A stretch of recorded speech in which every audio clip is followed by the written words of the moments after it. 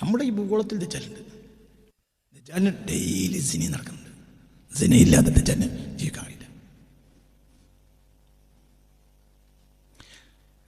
ദജ്ജാൽ ഭൂമിയിലേക്ക് വെളിവാകാനായാൽ ഈ ലോകത്ത് എന്തധികരിക്കും? സിന അധികരിക്കും. അങ്ങനെയല്ലേ? ഒരു സംഗതിക്ക് അടുക്കുമ്പോഴാണല്ലോ ആ സംഗതിയുടെ അറ്റ്മോസ്ഫിയർ വെളിവാക്കുക. ഇപ്പം ഏകദേശം ഹോട്ടലൊക്കെ പൂട്ടി. എന്തടുത്തു? പ്രഗത്ഭനായ ഒരു സ്വാമി പ്രസംഗിക്കുന്നത് ഇന്നലെ മിനിഞ്ഞാന്നൊരാൾ എനിക്ക് അയച്ചു. സ്വാമിജി പറയാം, യുവാക്കൾക്ക് പെണ്ണിട്ടുന്നില്ല, വലിയ പ്രയാസമാണ് സമൂഹത്തിൽ ഉണ്ടായിട്ടുള്ളത്. ഒരു സ്വാമിജി പ്രസംഗിക്കുക, ക്ഷേത്രത്തിൽ പ്രസംഗിക്കുകയാണ്. എന്നാൽ പെണ്ണിന് കുറവുമില്ല. അദ്ദേഹം പറയുന്നുണ്ട്, കേരളത്തിൽ 1000 പുരുഷന്മാർക്ക് 1083 സ്ത്രീകളുണ്ട് നിലവിൽ. അപ്പോൾ പെണ്ണിൻ്റെ അളവ് കൂടുതലാണ്. പക്ഷെ വിവാഹത്തിന് പെണ്ണിട്ടുന്നില്ല. എന്തുകൊണ്ട്? പെൺകുട്ടികൾക്ക് വിവാഹം ആവശ്യമില്ല. വിവാഹം ആവശ്യമില്ലെങ്കിൽ മനുഷ്യന്മാർക്ക് വികാരം ഉണ്ടാവുമല്ലോ. പ്രത്യേകിച്ച് ഇന്നത്തെ ഹബീബായ നബി സല്ലല്ലാഹു അലൈഹി വസല്ലം ഞങ്ങൾ കഴിഞ്ഞൊരു ക്ലാസ്സിൽ പറഞ്ഞല്ലോ, കഴിഞ്ഞ ഒരു ക്ലാസ്സിൽ നിങ്ങളോട് പറഞ്ഞു, ഇന്നും ഈ ലോകത്തെ എല്ലാ വെല്ലുവിളികളും നേരിടുന്നത് നബിയാണ്. കാരണം നബി ഒരു കാലത്തെ നബി, ഒരു ജമാനിലെ നബി എന്ത് ചെയ്യണം? ആ ജമാനിലെ വെല്ലുവിളികൾ നേരിടേണ്ടത് ആ നബിയുടെ ബാധ്യതയാണ്. ആ വെല്ലുവിളികളെക്കുറിച്ച് ബോധമുണ്ടാകുക അതും ആ നബിയുടെ ബാധ്യതയാണ്. അപ്പം ഈ കമ്പ്യൂട്ടറും ഈ ഇൻ്റർനെറ്റൊന്നും നമ്മൾ അറിയുന്നതിന് മുമ്പ് അറിഞ്ഞാൽ മുഹമ്മദ് മുസ്തഫയാണ്. അത് നബിയുടെ ആ ദഅവത്തിൻ്റെ കാലഘട്ടത്തിലെ വെല്ലുവിളികളാണ്. ആ നബി അത് അറിഞ്ഞിരിക്കണം. ഇന്നി അറ ഞാൻ കാണുന്നു എന്നാണ് ഹദീസ് ഷരീഫൊക്കെ. ഞാൻ കാണുന്നു. മഴ പെയ്യും പോലെ ശത്രുക്കൾ നിങ്ങളെ മദീനയിൽ വന്നിറങ്ങുന്നത് ഞാൻ കാണുന്നു എന്ന് പുണ്യ റസൂൽ പറഞ്ഞു. وقد تشرف على أطم من أطعم المدينة فقال إني أرى. ആ കുന്നിൻ്റെ മുകൾ ഭാഗത്തേക്ക് റസൂലുള്ളാഹി ഒന്നിങ്ങനെ നോക്കിയിട്ട് പറഞ്ഞു, മഴ പെയ്യുന്നത് പോലെ ശത്രുക്കൾ മദീനയിൽ വന്നിറങ്ങുന്നത് ഞാൻ കാണുന്നുണ്ട്. ഈ ഹദീസ് തന്നെ പണ്ട് ശത്രുക്കൾ വന്നിട്ടുണ്ടെങ്കിൽ ആ ശത്രുവിനെ പറ്റി അല്ല. എന്തുകൊണ്ട്? മഴ പെയ്യുമ്പോൾ ശത്രു വരാനുള്ള സാധ്യത ഉണ്ടായത് 903 ശേഷമാണ്. റൈറ്റ് ബെഡ് പ്രദേശ് ആദ്യമായി വിമാനം പറത്തുന്നത് 1903. അപ്പോൾ അതിനുശേഷം മാത്രമേ ഈ വാക്കിനർത്ഥമുള്ളൂ. മഴ പെയ്യുമ്പോൾ ശത്രു വരിക തിരിഞ്ഞിട്ടില്ല. മഴ പെയ്യും പോലെ ശത്രു വരുമ്പോൾ ലാൻഡ് പോർട്ടും സീ പോർട്ടും മതിയാവില്ല. എന്ത് വേണ്ടി വരും? എയർപോർട്ട് വേണ്ടി വരും. അത് ഞാൻ കാണുന്നു എന്നാണ്. അപ്പം വിമാനം അങ്ങനെ വന്നിറങ്ങണ കാണുന്നുണ്ട്. മനസ്സിലായില്ല? ലോക ചരിത്രത്തിൽ പുണ്യ റസൂൽ മുസ്തഫ സല്ലല്ലാഹു അലൈഹി വസല്ലം വഫാത്താവണ 632 അന്ന് ലോകത്തെവിടെയും എന്തില്ല? ലാൻഡ് പോർട്ടിൻ്റെയും സീ പോർട്ടിൻ്റെയും അപ്പുറത്ത് എയർപോർട്ടില്ല. എയർപോർട്ടിന് സാഹചര്യം ഒരുങ്ങുന്നത് എന്നാണ്? 1903 ആദ്യത്തെ എയർപോർട്ടിൻ്റെ സാഹചര്യം ഉണ്ടാവുന്നത്. റൈറ്റ് പ്രദേശിൻ്റെ വിമാനം പറക്കൽ നടക്കുന്നത് 903. അപ്പോൾ വിമാനം എയർപോർട്ടിൻ്റെ സാഹചര്യം ഒരുങ്ങിയിട്ട് ഭൂമിയിൽ 123 കൊല്ലമായിട്ടുള്ളൂ. ഇത് 2026. 903 ആദ്യത്തെ എയർപോർട്ടിൻ്റെ സാഹചര്യം ഒരുങ്ങുന്നത്. ഹബീബായ നബി സല്ലല്ലാഹു അലൈഹി വസല്ലം 632 വഫാത്താവുന്നുണ്ട്. അതിന് മുമ്പാണ് എന്ത് പറയുന്നത്? ഞാൻ ഇന്നി അറ ശത്രുക്കൾ മഴ പെയ്യും പോലെ, മഴത്തുള്ളികൾ വീഴും പോലെ മദീനയിൽ ശത്രുക്കൾ വന്നിറങ്ങുന്നത് ഞാൻ കാണുന്നു. അന്ന് അങ്ങനെ ശത്രു ഇറങ്ങാൻ സാധ്യതയില്ല. 903 വരെയും ഇല്ല. അത് ഞാൻ എന്നോട് പടച്ചോൻ പറഞ്ഞു തന്നിട്ടുണ്ട് എന്നല്ല പറഞ്ഞത്. ഇവിടെ ശത്രുക്കൾ എയർപോർട്ടിൽ വഴി വന്നിറങ്ങുന്ന അല്ലാഹ് പറഞ്ഞു തന്നിട്ടുണ്ടല്ല. ഇന്നി അറ ഞാൻ കാണുന്നു. മഴ പെയ്യും പോലെ ശത്രുക്കൾ ഇവിടെ വന്നിറങ്ങുന്നത് ഞാൻ കാണുന്നു. അപ്പോൾ 1300 കൊല്ലം മുമ്പ് വിമാനം കണ്ട ആളാണ് മുഹമ്മദ് മുസ്തഫ. അതിന് മുമ്പ് കണ്ടിട്ടുണ്ടാവും, നമുക്കറിയില്ല. ഭൂമിയിലുണ്ടാവുന്ന വിമാനങ്ങളുടെയൊക്കെ മോഡൽ അല്ലാഹു തആല ഒരു ആലമുൽ അർവായിൽ ഒരു സ്ഥലത്ത് നേരത്തെ തന്നെ ഉണ്ടാക്കി വെച്ചിട്ടുണ്ടെങ്കിൽ അതൊക്കെ നബി കണ്ടാളുമായിരിക്കും. മനസ്സിലാവണ്ട പറഞ്ഞത്? അപ്പം നബിയെ നമ്മൾ ഈ താരീഖ് കൊണ്ട് വായിച്ചിട്ടേ കാര്യമില്ല. നബിയുടെ താരീഖ് എന്ന് പറഞ്ഞാൽ മിനൽ അവ്വലി ഇലൽ ആഖിറാണ്. ഇത് നബിയുടെ നിയോഗമാണ്. 10 മിനിറ്റ് അന്നാ പീടിക്ക് അയച്ചതുപോലത്തെ ഒരു നിയോഗം, അത്രേ ഉള്ളൂ. അല്ല നബി ജീവിച്ച കാലം എന്ന് മൊത്തം. നബി എന്നും ജീവിച്ചിട്ടുണ്ട്, ഇന്നും നബി ജീവിക്കുന്നുണ്ട്. മിൻകും മിൻ അഹദിൻ യുസല്ലി വയുസല്ലിമു അലയ്യ ഇല്ലാ റദ്ദല്ലാഹു റൂഹി ഹത്താ അറുദ്ദ അലൈഹി സലാം. അവൻ നബിയുടെ റൂഹ് തിരിച്ചു വെക്കാൻ നേരമില്ല. അതിൻ്റെ അർത്ഥം എന്താ? ഈ ഭൂഗോളത്തിന് മുകളിൽ സകതാമ നേരത്തും കോടാനക്കൂടി മനുഷ്യർ നബിക്ക് സലാം പറയാം. ഇന്നിപ്പോൾ സലാം പറഞ്ഞു വന്നവരെ നമ്മളൊക്കെ അസ്സലാമു അലൈക അയ്യുഹൻ നബി അല്ലേ? ഇന്നിപ്പോൾ സുബഹി നിസ്കരിച്ചിട്ട് ഏറ്റവും ചുരുങ്ങിയ സുബഹി അറിയാം. ഇപ്പോൾ സുബഹി നിസ്കരിച്ചുകൊണ്ടിരിക്കുന്നവരുണ്ട് അല്ലേ? ഒരു ലോകത്തൊരു സ്ഥലത്ത് ഇപ്പോൾ സുബഹി ബാങ്ക് കൊടുക്കണുള്ളൂ. ഒരു കൂട്ടക്കാർ ഇപ്പോൾ തഹജ്ജുദ് നിസ്കരിക്കണേ ഉള്ളൂ. ഒരു കൂട്ടക്കാർ ഇശ നിസ്കരിക്കാണ്, ഒരു കൂട്ടക്കാർ മഗ്‌രിബ് നിസ്കരിക്കാണ്. ആണോ അല്ലേ? അപ്പൊ ഈ ഭൂഗോളത്തിന്റെ മുകളിൽ നിന്ന് സദാ നേരം പറഞ്ഞുകൊണ്ടിരിക്കുന്ന വാക്കാണ് എന്ത്? ഫർളായ നിലക്ക് തന്നെ, സുന്നത്തല്ല. അസ്സലാമു അലൈക അയ്യുഹൻ നബിയു. അപ്പൊ റസൂലുള്ളാഹിന്റെ റൂഹ് അവിടെ ഉണ്ടാവും.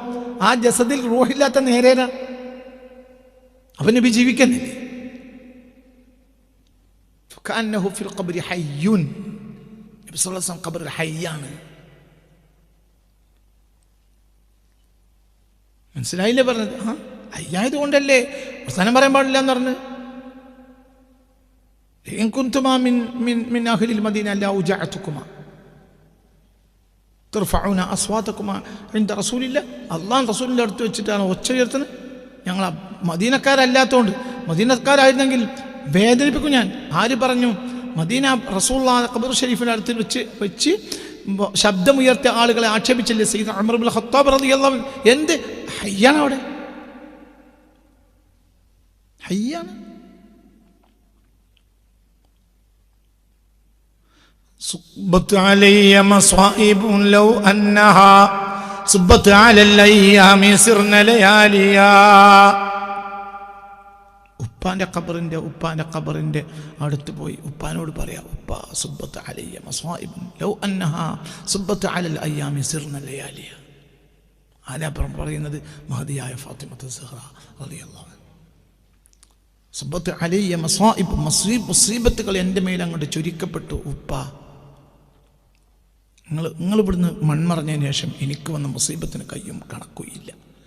ലൗ അന്നഹാ സുബ്ബത്ത് അലൽ അയ്യാമി, നല്ല വെളിച്ചമുള്ള പകലിൻ്റെ നേർക്കെങ്ങാനും ആ മുസീബത്തുകൾ എങ്ങാനും വെക്കപ്പെട്ടാൽ സിർന ലയാലിയ, ആ പകലുകൾ ആ സമയത്ത് പോലും രാത്രിയായി പോകും.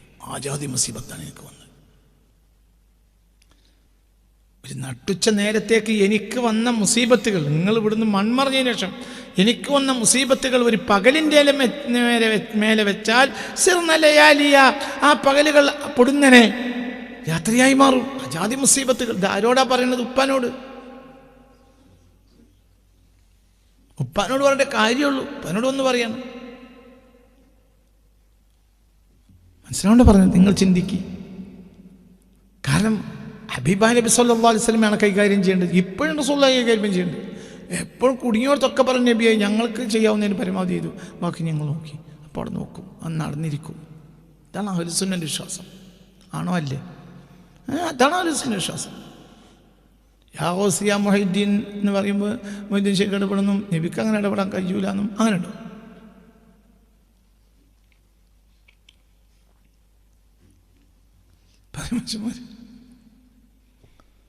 യാ റസൂലല്ലാഹ്, കുടുങ്ങിയോടത്ത് മുൻഗാമികളൊക്കെ പറഞ്ഞ വാക്കെന്താ? യാ റസൂലല്ലാഹ്, യാ റസൂലല്ലാഹ്. റസൂലുള്ളാഹിന്റെ താരീഖ് തീരൂല. ലോകാവസാനം വരെയുള്ള മുസ്ലിമീങ്ങൾക്കൊക്കെ കിട്ടുന്ന സഹായത്തിന് കാരണക്കാരൻ റസൂലാണ്. ഷാഫിഉം മുശഫഉം പുണ്യ റസൂലാണ് സ്വല്ലല്ലാഹു അലൈഹി വസല്ലം. അപ്പോൾ റസൂലുള്ളാഹിന്റെ സിർറ് മനസ്സിലാക്കിയെടുക്കാൻ കഴിയില്ല. ഗഫിർനാ ബിസിർരിൻ മുഹമ്മദ് എന്നൊരാളെ കൊണ്ട് നമ്മൾ വിജയിച്ചു സ്വല്ലല്ലാഹു അലൈഹി വസല്ലം. അത് രഹസ്യ. മുഹമ്മദ് എന്നാൾ രഹസ്യ സ്വല്ലല്ലാഹു അലൈഹി വസല്ലം. അത് തീരൂല, പറഞ്ഞാൽ തീരൂല. അതുകൊണ്ട് മുഹമ്മദായി സ്വല്ലല്ലാഹു അലൈഹി വസല്ലം എങ്ങനെയൊക്കെ അറിയില്ല. നമ്മൾ പറയില്ല, ഒരു കുട്ടി വലിയ ആളെ പറ്റി മലയാളിയാണ്. അപ്പോൾ ആ കുട്ടി മറ്റേ കുട്ടികളോട് പറയും ഭയങ്കര മലയാളിയാണ്, എന്തൊക്കെയൊക്കെ ഉള്ളത് അത് കുട്ടിക്ക് അറിയില്ല.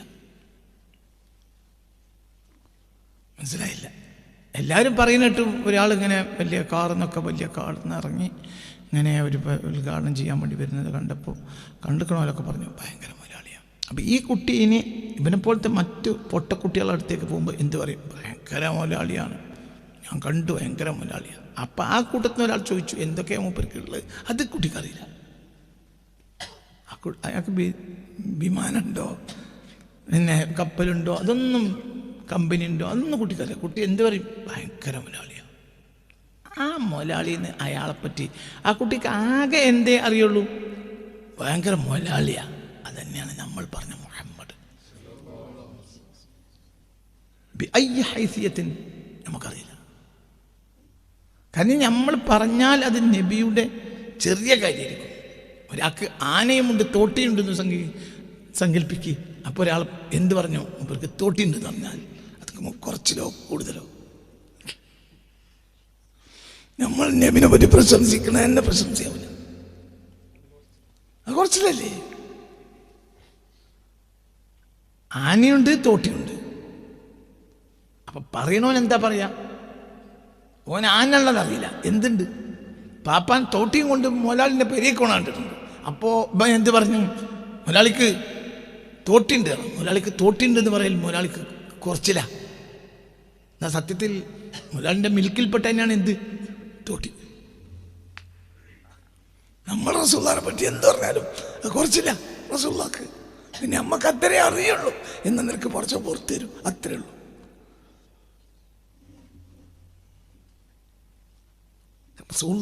റസൂലുള്ളാഹിന്റെ സ്വല്ലല്ലാഹു അലൈഹി വസല്ലം, ആ റസൂലുള്ളാഹിന്റെ, ഞാൻ ഇത് സത്യമായി പറയുന്നത്, റസൂലുള്ളാഹിനെ പറ്റി പറഞ്ഞാൽ റസൂലുള്ളാഹ് അമ്പിയാക്കൾ വരെ ജാഹിലിയങ്ങൾ റസൂലിലേക്ക് ചേർത്താൻ. അതാണ് ഞാൻ സുമ്മജാഅക്കും പറഞ്ഞത്. അതെനിക്കറിയില്ല, പക്ഷെ ഞാൻ പറയാം, നബിയും ഇവരും തമ്മിൽ ഒരുപാട് സെറ്റിങ് നടന്നിട്ടുണ്ടാവും.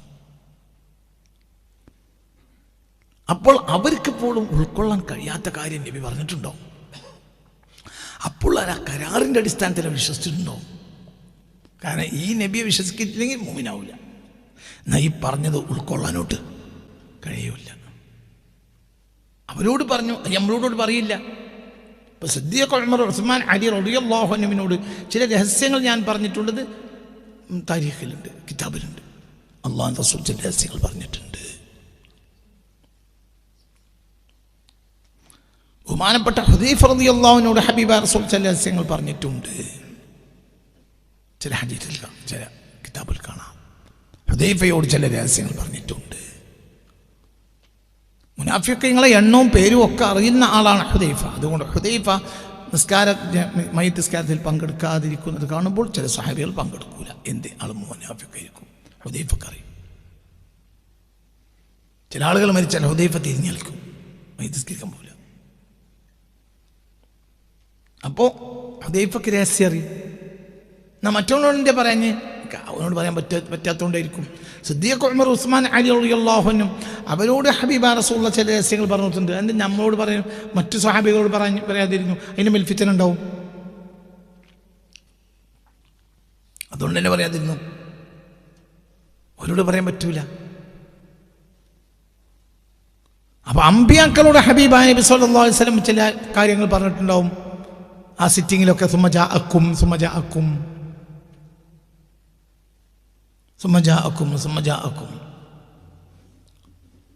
അതവർക്ക് ഒരിക്കലും മനസ്സിലാകാത്ത വിജ്ഞാനങ്ങളുമായിരിക്കും.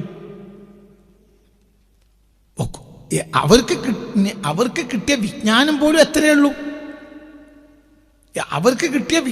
പോലും എത്രയുള്ളൂ. എത്രയാണ് അത്?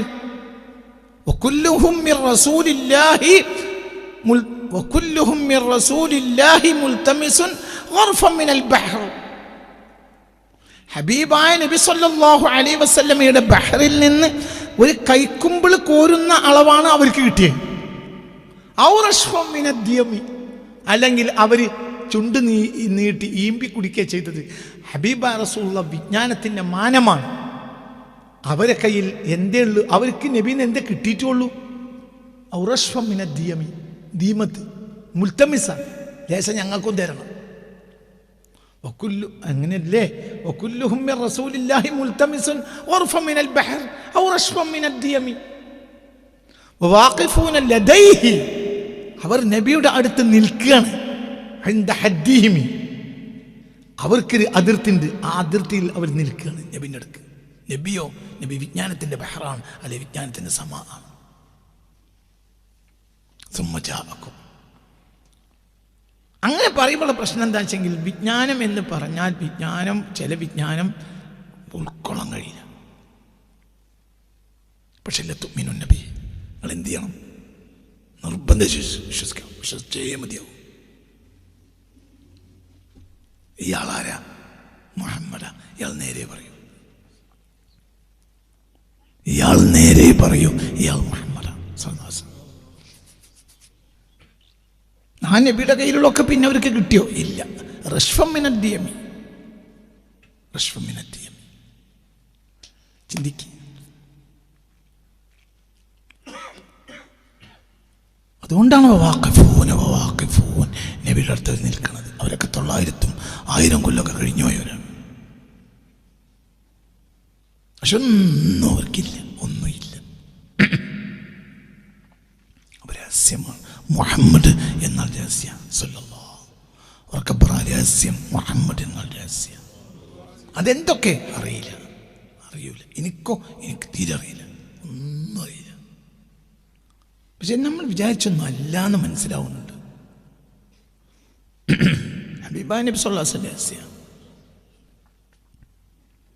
അത് പറയാനും പാടില്ല. ഇനി ഒരാൾക്ക് ഒരു കിഷർ എവിടെന്നെങ്കിലും ചിന്തി കിട്ടിയാൽ പറയാൻ പാടില്ല. അത് പരക്കെ പറയാനും പാടില്ല, പരക്കെ പറയാനും പാടില്ല. കല്ലിമിന്നാസ ബിഖദ്രി ഉഖൂലിഹിം, മനുഷ്യൻ്റെ അഖലിൻ്റെ അളവനുസരിച്ച് മനുഷ്യരോട് പറയാൻ പാടുള്ളൂ. അപ്പോൾ ചിലതൊക്കെ കിട്ടും, ചിലതൊക്കെ കിട്ടും,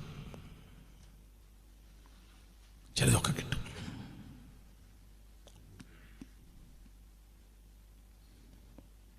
വളരെ ചിന്തിക്കണം.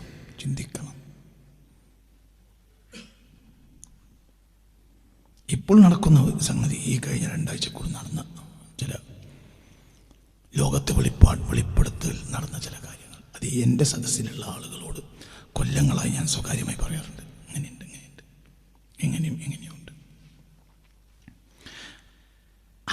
അതൊന്നുമല്ല, അതിനെപ്പറ്റി പുറത്ത് വന്നത് അത്രയേ ഉള്ളൂ. പക്ഷെ അതല്ല, അതേ അല്ല. നമ്മൾ വിചാരിച്ചത് ഒരിക്കലും അല്ല.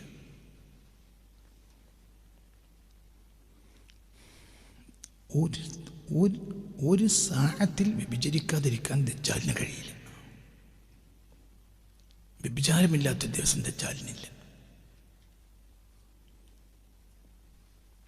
മുഅ്മിനിൻ്റെ വളർച്ച 5 വഖത്തിൻ്റെ ഈ സൂര്യൻ്റെ ചാട്ടത്തിനനുസരിച്ച് 5 വഖത്താണ് ഒരു വിശ്വാസിയുടെ അള്ളാഹുവിലേക്കുള്ള റിഫഅത്ത് എങ്കിൽ, ദജ്ജാലിൻ്റെ ശൈത്താനിയത്തിലേക്കുള്ള റിഫഅത്ത് സിന കൊണ്ടാണ്.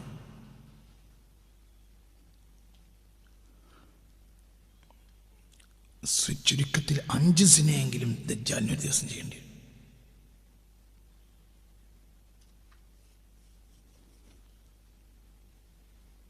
ആ കമ്മ്യൂണിക്കേഷൻസ് സംവിധാനങ്ങളൊക്കെ ഈ ഭൂലോകത്തുണ്ട്.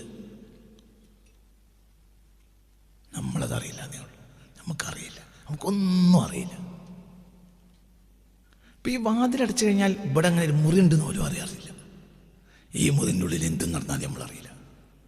എന്നാൽ നമ്മൾ അതിൽ മാലിന്യങ്ങളാണ് അങ്ങോട്ടും കൊണ്ട് നടക്കുന്നുണ്ട്. നമ്മുടെ ഈ ഭൂഗോളത്തിൽ ദജ്ജാലുണ്ട്. ദജ്ജാലിന് ഡെയിലി സിനി നടക്കുന്നുണ്ട്. സിനയില്ലാതെ ദജ്ജാലിന് ജീവിക്കാൻ കഴിയില്ല.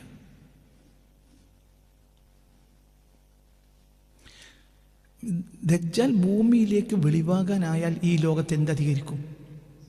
സിന അധികരിക്കും.